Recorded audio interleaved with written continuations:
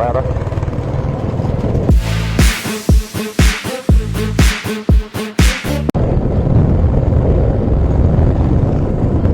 So we're just about to leave Manali. I've actually ended up spending quite a bit of money on the bike here in Manali, mostly because there's a lot of good shops, servicing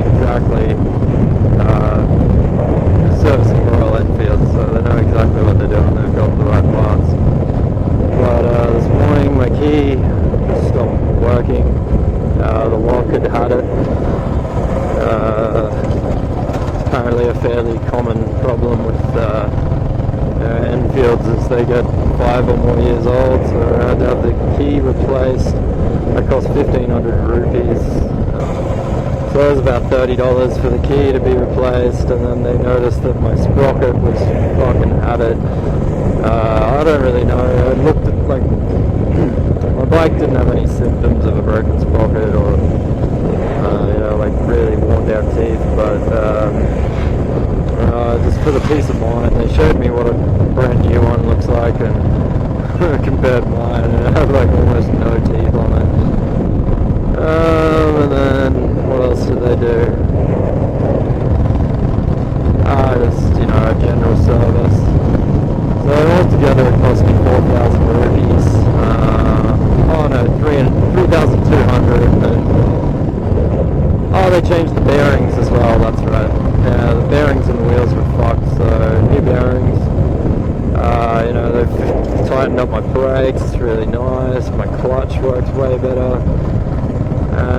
So it's 3,200, so about $70, 65, and then I only had 2,000 notes, so I gave him 4,000. He's like, how about I give you a bit of hash to make up the remaining 500 rupees? So I got a big block of hash as well.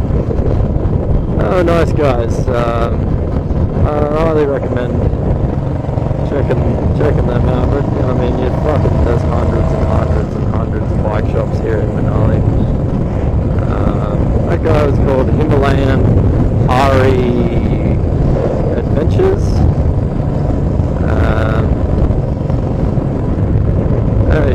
I think they seem like honest guys. It's fucking pretty hard to tell if you're not a mechanic and you don't know exactly what you're doing.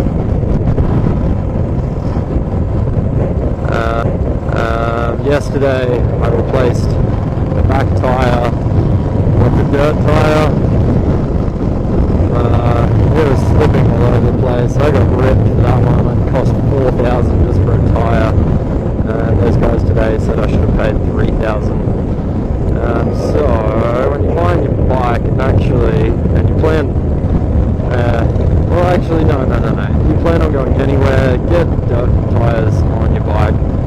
Because you just never know what kind of roads you're going to come across, and dirt tyres are far more versatile, I suppose, and you really, really want to have them if you're going to be doing Manali,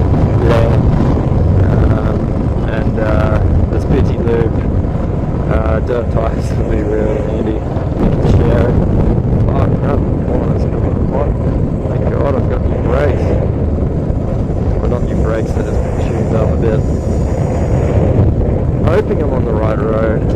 My charger's still broken, I think. I'm going to take a look at that myself. We just had to get on the road.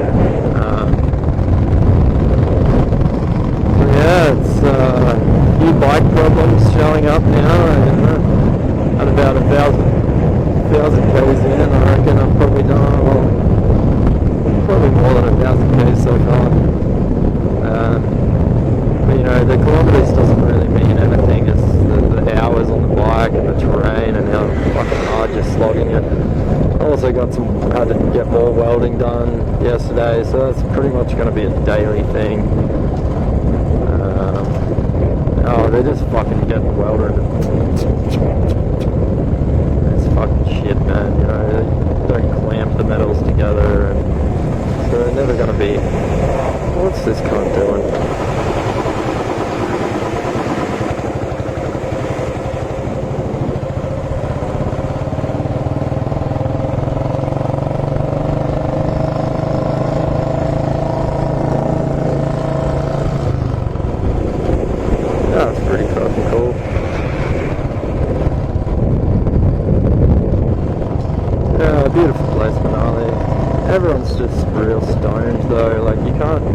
actually meet anyone because everyone's just in a group of friends. They're all fucking blazed as. I think that's over there.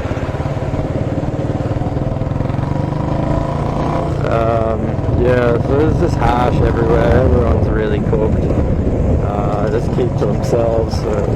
Flavia and I met a really cool guy from Spain yesterday. Fucking slippy, mate. Good thing I got those dirt tires, right? Yeah, we met a really cool Spanish guy, an Israeli dude, an Israeli lady. We were drinking with them. The Israeli dude was fucking so stoned. He was a nice guy, and he was able to be conversant. And you know, the other two were like the only people who weren't just fucking totally cooked in the whole bar. Fucking the visors down. Fuck you. See, I mean, even when you're on, this is a national highway.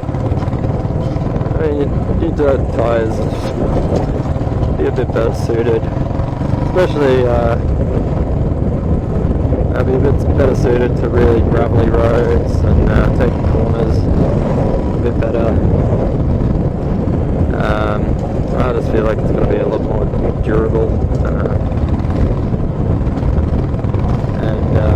I had some troubles with my handling around corners with the road tyre on the back, so I just had the replacement one on the back. I kept the front tyre, and we'll see how that goes. You know, if I'm still unhappy with that, I might replace the front when I get to Dharamsala or somewhere. You know.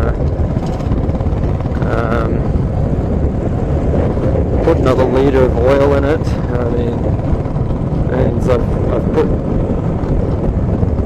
got a full top up of oil, a full oil change when I bought it, and then I put another bottle in maybe 3 days later. It was just completely bone dry, and then yesterday it was fucking almost, you know, half full again, so I took another litre.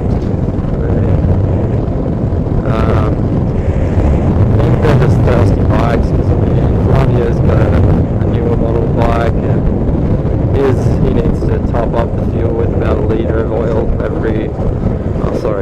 top up the oil, like 1 litre every 3 days of hard riding, you know.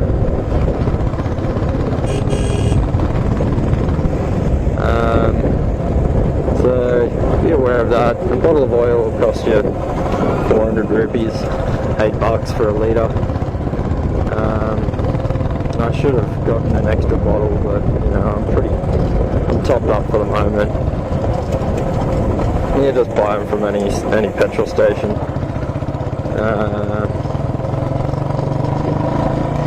Although the petrol station guys don't know which oil is the most suitable. They'll just give you whichever one.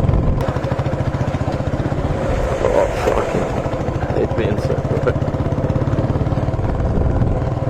Anyway, let's log out for the moment. Look at all that weed.